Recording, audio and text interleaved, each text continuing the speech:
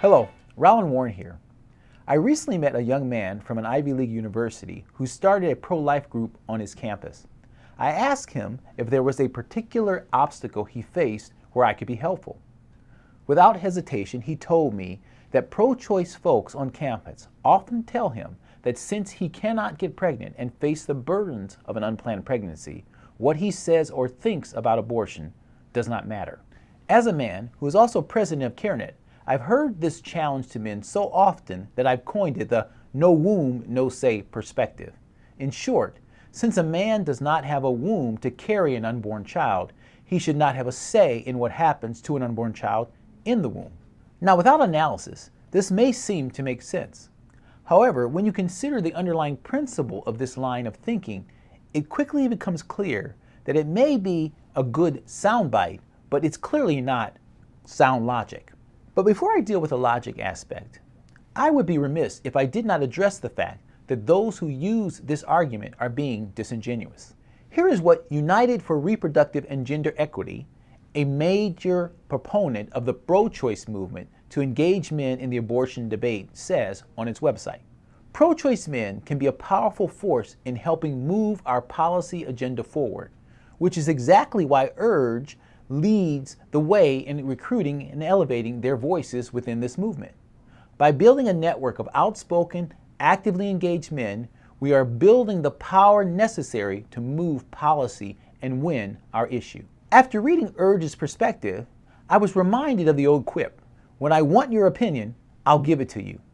You see, for the pro-choice advocates, it's perfectly fine and even required for men to engage in the abortion debate, as long as they come down on their side.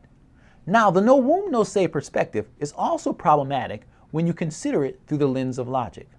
Essentially, the principle underlying this view is this: unless one is impacted by an issue or action in the most direct way, one should have no agency in making decisions about that issue or action. So let's consider a few situations. Should a woman who is a stay-at-home mom and therefore makes no income outside the home have a say on tax policy? After all, she doesn't pay taxes directly on an income. Or should someone who does not own a gun or has never been impacted by gun violence have a say in what our nation's gun laws should be? Again, a non-gun owner is not going to be directly impacted if access to guns is limited. When you consider this perspective in the light of our nation's history, it's especially troubling. For example, consider the Civil War. The South was primarily an agrarian society that, in large measure, was structured and directly dependent upon slave labor. Indeed, a key aspect of the South's states' right argument was that since the North's society and economic system would not be directly impacted by the abolition of slavery, the North should have no say. Indeed, no slaves, no say was the battle cry for the South. Also, consider the issue of voting rights in the United States. From our nation's founding, voting rights were limited to property owners or tax-paying white males, who were about 6% of the population. So the notion was no property, no say. The view held by many men was that women were not and should not be as directly involved in the economic and civil aspects of American society as men. Consequently, these men held a womb, no say perspective when it came to voting rights.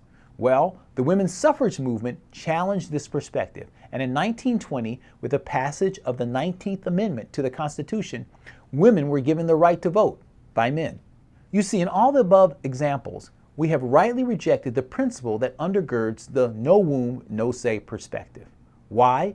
Because when considering what is best for our society, we don't just consider the views of those most directly impacted to the exclusion of all others. To do so would be an injustice, especially to those who are vulnerable. Rather, we give an equal say and even encourage the voices of those who are affected, even if only indirectly. Indeed, a stay-at-home mom is affected by tax policy, so she has an equal right and is encouraged to vote. Our nation's gun laws affect the safety of communities where non-gun owners live and raise their children, so they must have a say in the laws that are enacted. The moral stain and injustice of slavery affected those in the North, so they had an agency and an obligation to fight a bloody war to eliminate it. The laws that were passed in this nation affect a woman's right to life, liberty, and the pursuit of happiness, so it was an injustice to deny them the right to vote. Accordingly, when an unborn child is killed in the womb, especially if it's his child, it deeply affects a man. So doesn't it make sense for him to have a say too?